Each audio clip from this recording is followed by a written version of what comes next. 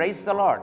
యేసుక్రీస్తు దివ్యనామంలో ఉదయకాల సమయంలో కార్యక్రమం వీక్షించుతున్న మీ అందరికీ నా హృదయపూర్వక వందనాలు తెలియజేస్తున్నాను. చాలామంది వచ్చి అసలు జ్ఞానమే లేదండి, తెలివి లేకుండా ఈ పని చేశాను, నా బిడ్డలకు జ్ఞానం లేదు, మెమరీ పవర్ లేదు, చదవలేకపోతున్నారు, నాకు జ్ఞానం లేదు, నా భర్తకి జ్ఞానం లేదు.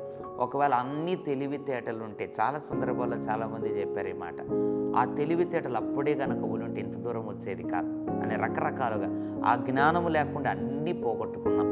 ఇప్పుడు ఏదో కొంచెం దేవుని కృప ద్వారా కొంచెం జ్ఞానం పొందుకున్నాం అని చాలా సందర్భాల్లో మనకు కలిగిన అజ్ఞానాన్ని మనమే ఒప్పుకున్న సందర్భాలు ఎన్నో ఉన్నాయి.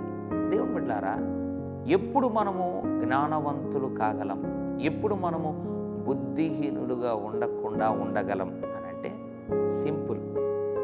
జ్ఞాని అయిన సొలొమోను రాస్తున్నాడు, సామెతల గ్రంథం 9వ అధ్యాయం 10వ వచనం, యెహోవా యందు భయభక్తులు కలిగి ఉండుటయే జ్ఞానమునకు మూలము. జ్ఞానము యొక్క ఆరిజిన్ ఎక్కడ ప్రారంభమవుతుంది అని అంటే దేవుని యందలి భయం ఉండాలంట, భక్తి కూడా ఉండాలి. నీకు భయము భక్తి రెండు ఉండాలి. కొంతమందికి భయం ఉంటే భక్తి ఉండదు, కొంతమందికి భక్తి ఉంటే భయం ఉండదు. అట్లా కుదరదు. భయభక్తులు ఈ రెండు దేవుని ఎడల ఎవరైతే కలిగి ఉంటారో వారికి దేవుడు జ్ఞానాన్ని సమృద్ధిగా ఇస్తాడు. అట్లు అన్ని విషయాల్లో ఓడిపోయి చెడిపోయి నష్టపోయిన దినాలు ఇక చాలు, అజ్ఞానంతో జీవించిన దినాలు చాలు. దేవుని అందరూ భయభక్తులుగా జీవించడానికి తీర్మానం తీసుకుందాం. జ్ఞానముతో జీవించి లోకములో అందరికీ ఆశీర్వాదకరంగా బ్రతుకుదాం. పరిశుద్ధుల తండ్రి నీకు వందనాలు.